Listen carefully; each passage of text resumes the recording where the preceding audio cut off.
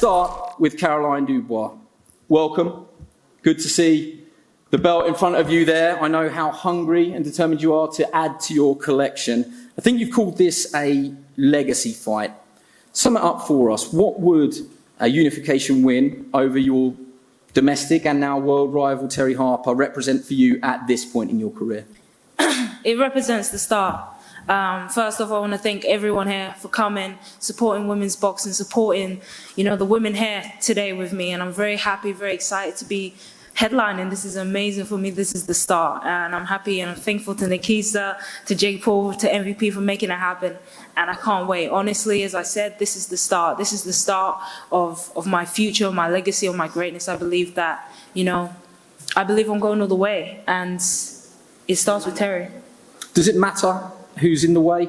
And the reason I ask that is because it is no secret that the two of you have exchanged pleasantries on social media. Now, in person, we're looking forward to hearing what you have to say to each other. But it is a domestic rival on the world stage. So in that regard, is it even more of a motivation to get to unification and ultimately undisputed? You have to get past Terry Harper.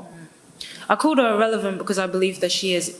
I'm not focusing on Terry Harper. I never have and I never will. I'm focusing on the belts. I'm focusing on my future. I'm focusing on my legacy. My legacy starts with becoming undisputed at the lightweight division. Unfortunately for Terry, she's the one holding the belt. So that's who I've got in my mind. But if it was anyone, and I mean anyone, it wouldn't matter. My energy would be the same.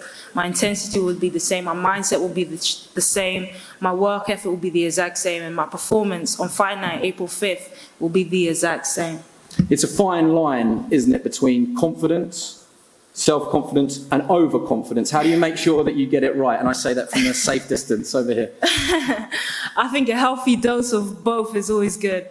Being overconfident, that just means believing in 100% your ability and your work effort. There's a quote that I've heard recently and it's just stuck out with me. It says, if you want to win the lottery, you still got to make the money to buy the ticket. I believe Terry Harper is my lottery ticket. My lottery ticket to the future. Whatever I want is on the other side of her. But I still got to make the money. And the money is made in the gym. I'm going to work my ass to the bone. I'm going to leave no stone unturned. I'm going to train like I've never trained before. I'm going to sacrifice everything. And I'm going to make sure that I make my money. So that when it comes to buying that lottery ticket and making it and seeing if it cashes out, I believe I'll get it. We've moved this table back slightly so you two do have a line of sight. I'm going to invite you in. Terry, you've sat there listening, and I know that you sat across from Caroline at the Gloves Are Off yesterday, and we sort of released that clip that's done very well on social media. How wrong is she, is really my question. Are you listening to what she's saying there and looking forward to silencing what she's saying there? Yeah, she's doing a great job selling the fight. She's doing my work for me. So I'm just being my authentic self. I'm here, I'm enjoying the moment. It's a great opportunity for myself. Thank MVP, Jake Paul and Nakisa for putting such a great show on for us female fighters and coming back to the UK with such an amazing card. So I'm focused on what I need to do. Come to the end of the day, all this means nothing. It's what happens on the night. So, do you feel that you're being undervalued and overlooked? 100%. I've been there in my career before where I've been looking at future fights before I've even done the fight in front of me, and that were a mistake that I had to learn the hard way, and I feel like Caroline's doing that. I feel like I'm not here for her respect, but I feel like she's massively overlooking me, and she thinks it's going to be an easy night. It is going to be an easy night. Okay. Are you overlooking her? Not at all. Like I said, I'm gonna make the money. And the money is happening in the gym, and I can't wait to when just you turn fully. Up at the gym. Sorry? When you turn up at the gym. Have you trained today? Did you train last week? I haven't trained all week. Oh, I think so. Starting camp next week. Oh. I haven't trained all week. That's good. Yeah. Nice. May I ask you about experience? Your record speaks for itself in terms of the weight divisions that you've conquered. The one thing that Caroline can't train to and can't fight to, it comes with fights and it comes over time, is experience. That is the one thing that you do hold over. That's the only thing she has. That's the only thing. That is the only thing she has. My question would be, how important is that it's a question to both of you. Whoever wants to It's not answer. important. It's very important. It doesn't Like, mean anything. For me, It doesn't mean I've anything. experienced. The same way it didn't mean anything against Alicia, the same way it didn't mean anything against Sandy Ryan, the same way it didn't mean anything against Cecilia Breckhurst, the same way it didn't mean anything against Natasha Jonas. I don't believe it means anything against me. Should we caption that as we agree to disagree? Yeah. Perhaps. I'm going to play neutral here.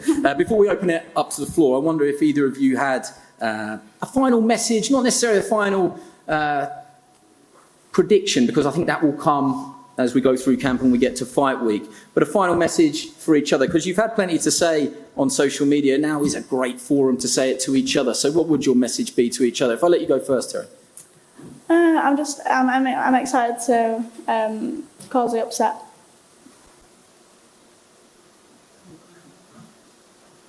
Okay. I can't wait.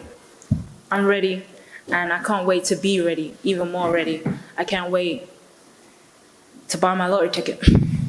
Well, there you go. And you have to buy a ticket if you want to win. Let's open it up to the floor. Does anybody in the room have a question for the first half of our main event, but also any other fighters on the card that you will get opportunities to talk to, obviously? I can see. Radio Raheem, good to see you. Hey, Raheem down there in the front. Congratulations, ladies, on a massive event. First for Caroline, you talked about your progress towards becoming undisputed, all the things that you want to do as a boxer. What they've done today is be MVPs, main employees in the United Kingdom, top table, main event.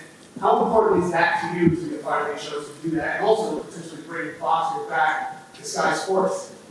Oh, it's a blessing. Honestly, I started my career obviously with Sky Sports, so it means a lot to be here. I think my biggest fight today, again, on Sky Sports, so thank you to Sky for making it happen.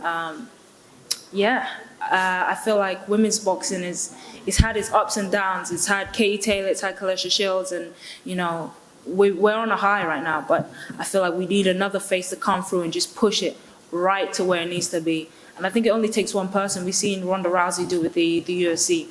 We've seen one athlete with Venus and Serena be able to do it in tennis. I think you're going to see that athlete again through me with women's boxing. And my intention is to push the sport. I love boxing, but more importantly, I believe I'm an entertainer, and I like to do that as well. So, you know, this is home for me. I genuinely, seeing so many people here in this room is filling me with so much happiness and pride. So I'm happy. And to Terry, you've been cast somewhat as a spoiler of all the things that Caroline is just saying you feel overlooked. What are they overlooking about you? What are you bringing on April 5th that people are not anticipating? I feel like this fight is the perfect time in my career. As Caroline said, I've got experience, and it's honestly the stars have aligned. I've got a great team around me now, and I'm hungry more than I have ever been, and it's, I think, for the opportunities that I've been given by MvP and Nakisa Jake Paul. I just think this is my night to cause the upset. Thank you. Yeah. Question for Chantelle. You made a move to vacate the WBC title last year and protested the rules were not allowed to fight 12 preliminary rounds. Can you just confirm that is the case for this fight and why that's so important to you as a boxer?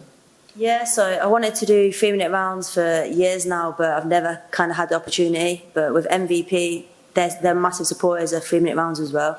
So we spoke about it, and they was going to get me 3-minute rounds, and they got me the vacant WBO world title to go along with it. But for this fight, I just wanted to do 3-minute rounds. But even bigger bonus that MVP got a world title on the line for me as well. So it's all perfect timing.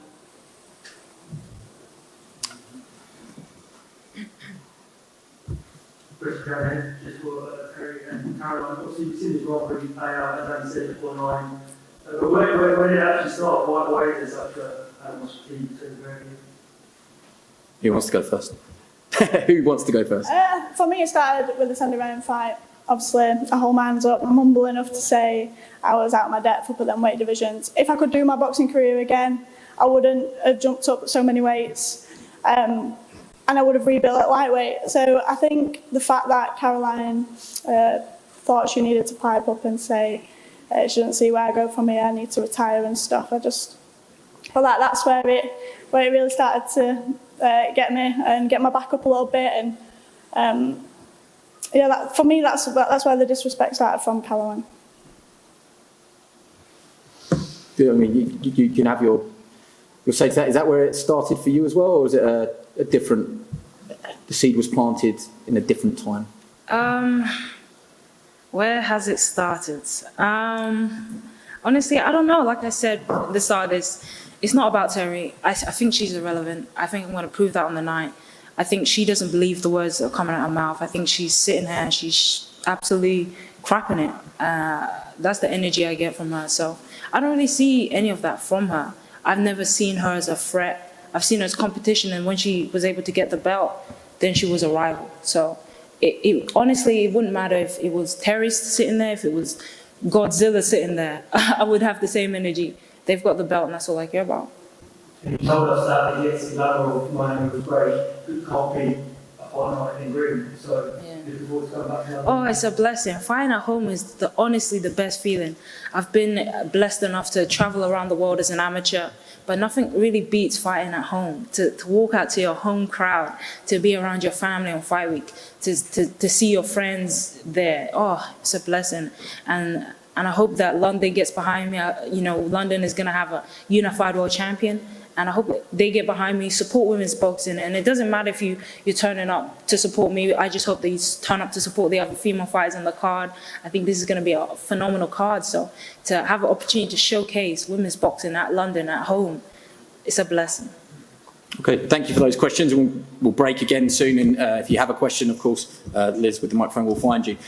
Ellie, let's bring you in. Been sitting there patiently. You are the other half of this co-main event, the two main events that MVP are putting on. What an opportunity for you. It's an opportunity that we kind of thought you would get in November. You've had to wait patiently. I wonder how frustrating that's been. Are you good at waiting patiently? I mean, it does give you this opportunity to do it at home here in London. How are you all healed up, and how much are you looking forward to this? Do you know what, Andy? We can, when the fight fell through originally, I was gutted. I was thinking, have I missed the opportunity? And I always feel that the Lord's time is better than ours, and to be fighting on the resurrection of Jesus Christ proved that to me. Every setback's aligned, and April the 5th, I become undisputed champion in front of my home crowd. And even better than that, I've not got to pay for my mum to fly to America, so my pocket's a little bit better there. So I'm so grateful. I was laughing on the way here. There's an interview of me talking to you on my debut, and to be back here doing the same thing, but even bigger and better. Everything's aligned to this moment. You've gone up and I've gone down. It's amazing how. I'm glad you said it. I've gone out. Don't worry about that. Don't worry about that. You brought up your faith there. We know how important your faith is to you. How will you structure the day on Easter Sunday? Because obviously you'll want to get to church, and then it'll be all eyes on fight night out here at the Olympia. Exactly that. I'll be going to my usual church service. My pastor's going to come along to the fight, so we'll bring in church to the Olympia on the night. But it's just about glorifying Jesus' name, and I believe I'll be doing that when I'm crowned undisputed world champion.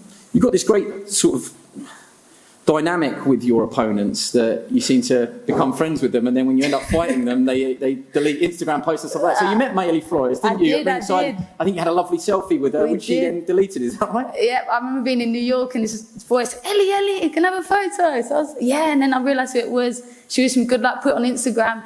I heard that same voice after I boxed. And I went, no, me, you next. Since then, she deleted the photo, so there's no evidence. But I was taller than her, and that's a first, so I'll take that. Don't take it personally. I think I'm right in saying that she has her own motivations as well. Oh, I don't think Mexico has ever had an undisputed female world champion. Sorry, Mexico, correct me if I'm wrong. Neither has Catford. Neither has Catford, exactly. We know how much this means to you. But if you could try and sum up, it's been I don't want to say a long journey. It has. Just to get to here today. But all you know is winning. And, on the 5th, how confident are you that you go one more and you become that title, becoming the the youngest undisputed women champion in the undisputed 4-belt era for the UK? It is something that, I'm sure everybody would love to do it, but you get the chance to be the youngest. Age. Male or female. Go on, Nakisa's got it. Do you know what it is, Andy? I strip it all back to just be, when you first set up as a pro, and even I've got to give a shout out to Emma fighting for her first world title with many on the card, and to see her do that on the night is so special, because I remember when I was waiting for my shot and how long it took, and she's had that same sort of journey. So we set out and that's the minimum. And then you go, you become unified and you're still chasing more and more. And it's like here in front of me is the final piece of the puzzle. But, you know, I know everything's aligned to that date, and I'll be walking out as undisputed world champion, and everything aligns to that. I was going to bring Emma in later, but I'll bring you in now, Emma, because that is such a nice sort of message and support and homage from one of your great friends in boxing. And I know that you two spoke, I think, last night about your journeys to this point. To see Ellie, who's been there, seen it, done it, and won from home, and you're starting out on your journey. You'll be the UK's first ever super flyweight female world champion. It's a great motivation again to be the first. Yeah, you know, it's crazy. Me and Ellie were chatting yesterday. We've known each other for 10 years, and you know, to be here at the same moment, for me to be here with all these great champions, you know, is baffling to me. But you know, I'm buzzing to be here, and you know, Ellie's one fight away from being undisputed champion, which is crazy. She's always sort of setting the standard. And I'm going to be, you know, going to be world champion on April the 5th, and it's crazy, but I'm here for it, and I can't wait for the fight. You're also next to a former undisputed champion there in Chantelle Cameron. Chantelle, what would your advice? It's not a therapy session, but what would your if you could impart one bit of wisdom onto Emma as she goes for her first world title, you know, that you wish someone would have said to you before you did it? Just enjoy it, because as soon as you get the taste for the first one, you just want more and more. So I remember my first world title was actually on Sky Sports in lockdown, and then as soon as I won it, I thought I want the rest. And so you win it, and then you're just going to want more and start belt collecting. And just on that, Emma, your characteristics, you know, we haven't had you as a guest on Sky Sports, we don't know how you'll react to this. It's not for everyone the biggest stage, the brightest lights, the most attention, MVP, Nakisa, Jake, it brings digital numbers, it brings eyeballs. You know, it is a chance to sink or swim. Why will you swim and not sink? I'll thrive. I thrive under pressure. I mean, I could fight here in this room. I'm not calling anyone out, but it doesn't bother me. I'll fight all of you. Yeah, it doesn't bother me. You know, I can fight anywhere, anytime, and, you know, it doesn't affect me at all. And I'm looking forward to the challenge Emma's going to bring in overcoming that and becoming world champion. Just to say then, I will judge. I won't. I'll be the ref or the judge. Chantelle, you know, you answered some questions there, but it is great to have you back, and I'm sure that up in that gym, the crazy gang of Jamie Moore and Nigel Travis are happy to have you back as well. Why make that move? Why go back? So I just missed them so much. It was took my first loss, took it bad, and I made decisions that I thought were good for me at the time, and I have no regrets because I worked with some great trainers, Grant Smith, Stephen Smith, but I just miss Jamie and Nigel. They was like my family, and without them, every fight I was having, I just had this pang of sadness, and even when I was winning, something was missing, and after my first fight without them, I actually cried after my fight, and I thought, wow, like it was a bit sad when everyone was celebrating, I just sat there crying, so I just knew that everything was just working out the way it was. Me and Jamie were speaking a lot. I ended up sending him my opponent when we weren't even had the contract, and we just spoke a few times, and it was just like, let's get back together and let's finish what we started. It's Michaela Katoskova. She's not here today, but do you have a message for her? Not really. Okay. Well, we wish her all the best. I'll send a message. There you go. Just finally, before we open the floor up again for some questions, moving up in weight, what do you think that you will bring up in weight into the super welterweight division? Again, thank you to MVP, Nakisa, Mike, Jake Paul, because they got me this opportunity. It wasn't in the plan, but it's just worked out. Everything just worked out perfect for me. Started the year off and everything's aligning again. I went back to Jamie and Nigel. It was my 4th day back in the gym, and next thing I'm getting a phone call from my manager, Anto, saying that I've got a world title shot as well. So it was all within a week, and I'm just thankful I'm just going to relish this opportunity as well, because I feel like I'm coming back this year, and been a bit of a slow 2 years, but I feel like this year I'm going to come back and start belt collecting again, and look at some of the other champions in around 147, 154, and just enjoy it. That's the main thing. Yeah, I should just say I didn't mention that Emma's fighting Irma Garcia from Mexico, who's not here today, but we wish her all the best in her training camp as well, and look forward to welcoming her here to London on Fight Week. Let's open it up to the floor once again. If anybody has a question that they want answered, feel free. I can see esteemed SkySports.com journalist John Dennon. Hello, John. Who do you want to speak to? Emma, to ask you a question. Did you, when you first started out boxing, did you ever think you'd be able to fight a world title on a show like this? Yes, when I first started as an amateur, the goal was the Olympics. Women's professional boxing wasn't really lifted at that time. You know, we weren't really doing anything. It wasn't really in my brain.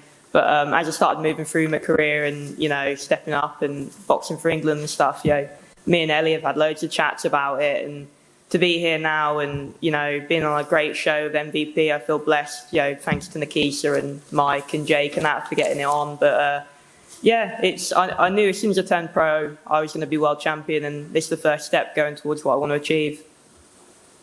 And Chantelle, obviously, you can't say you've got your fights that worry out, but once that's out of the way, will you be looking at Terry and Caroline looking in the mirror now, who's going to potentially be moving up in weight and maybe looking for a fight with you? I ain't going down to lightweight. Well, I'm not going up again. Listen, there's so many great women boxers out there now, and I'm more looking at Michaela Mayer than kind of that division, Lauren Price. But you know what, whatever happens, happens. I think that's what I've learned in my boxing career. You just got to go with the flow and win your fights. And if a fight's made, it's made. Like, just get on with it. And just finally for me, Ellie Scotney, is this going to be a fight where the country realises? I thought you were going to say where the KO comes. I was going to say, we've been saying that for 11 fights, John. Be easy. But sorry, repeat for me. Well, no, you lost the credit. No, don't be a journalist. Hey, who knows? Maybe I've been saving it for the most important and the biggest fight of my career. Well, and then when you sort of looking to make a statement, is this going to be the fight where the country realises how good you are? Do you know what? I felt like I've done everything the right way, I'd like to think, John. As in, I've never boxed for a vacant title. I've gone from champion to champion to champion, and the final one awaits me on April the 5th. And I feel like holding the integrity through it all has been the thing that will make you stand out in the long run. And yeah, I just feel like doing it the right way might be the longer way, but I feel like it's the way Ellie was meant to do it, sort of thing. So yeah, I believe April the 5th will be the time, you know, you get the recognition for it. Thanks, John. We've got some more, yeah? Charlotte, hello, good to see you. Question for Terry, please. In that clip that was mentioned earlier with Sky Sports face-off with Caroline yesterday, we saw Caroline hint at and say that you struggle in the latter rounds of the fight. Not me, I don't struggle in the late rounds. Yeah, what do you think about her saying that and Caroline, why would you feel like that about her? No, I said Caroline struggles in the later rounds, yeah. So for me, I need to make sure I'm switched on for them early rounds, because I feel like Caroline's going to come out and try and get a stoppage. If she doesn't do that, she knows she's in trouble in the second half of the fight, because my engine, my work rate is just she's not going to be able to match it. Do you want to answer that, Caroline? That clip that went out, I think Terry was saying you fade in second half of fights, probably mentioning the Bomi Ray Shin fight. Do you want to come back at that? I've got nothing to say.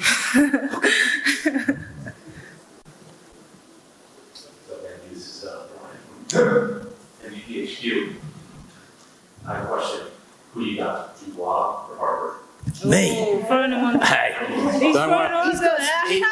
Easiest question in the world. I'm Switzerland. I'm totally neutral here. You know, I'm totally out there. You don't even know me. I'm not It's even okay, here. Andy. You can tell me afterwards. I will be out of here quicker than you can say. But no, all I will say is, on the night, may the best champion win, and I wish you both all the best on fight night and in the rest of your training camps. I do believe it'll be a brilliant fight. Thanks for that, Brian. Question for Terry. I saw that Elise Scotney reported on your Instagram wishing you luck for the fight. Do you believe the rematch with her happens if you beat Dubois? Again, I'm focused on this fight. All that comes after. I'm sure Caroline believes she's got that fight lined up next. The question is pretty much the same for Caroline. What do you make of her backing Terry's fight? I think it's great. You know, she can back whoever she wants. I'm coming for her next. That makes things really interesting in MVP's office, doesn't it? I wish I could be a fly on the wall there.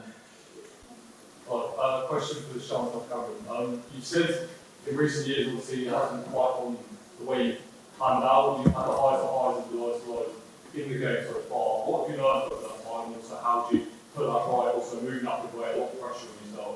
How do you get back to where you want to be?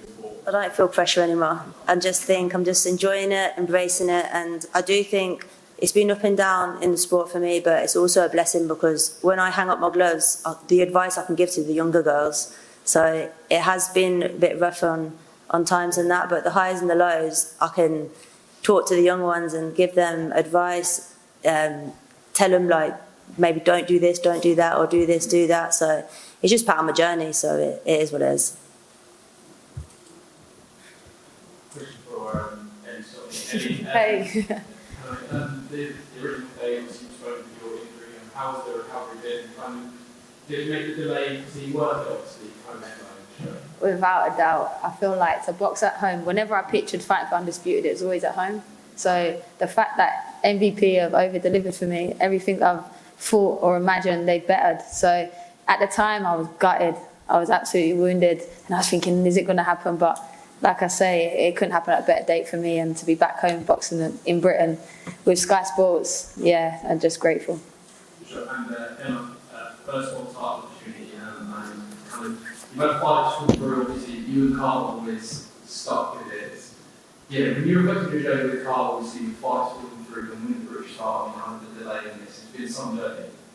Yeah, we're the dream team, aren't we? Me and cool Carl Greaves. We've been through adversity, we've been the underdogs in a lot of fights, and we come through every time. So we're going to do the exact same thing again, and we're going to be world champion, baby.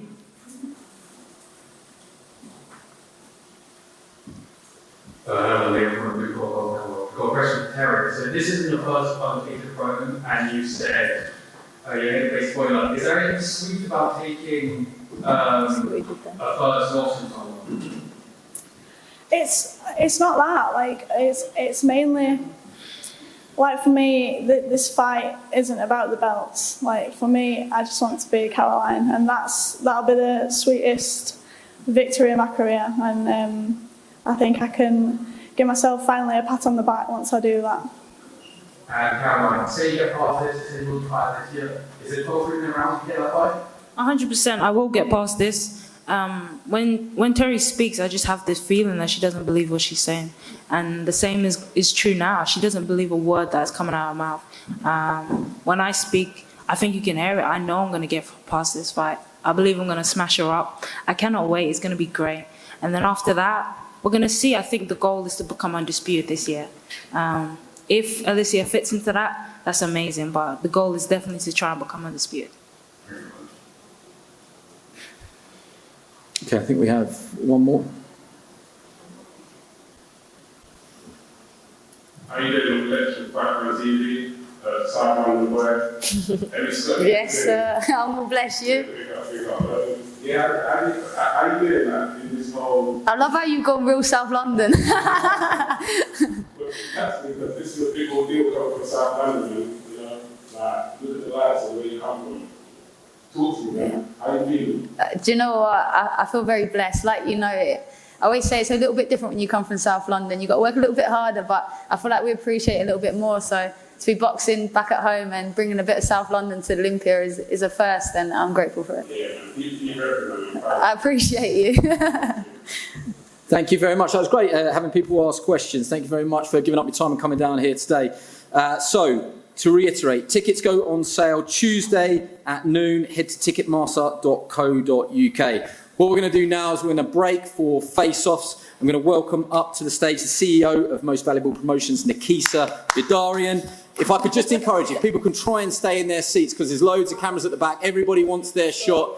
And then, of course, we'll do what interviews we can. But if you can, try and stay low. Let's not try and crowd the head-to-heads. Thank you very much and enjoy the rest of your day.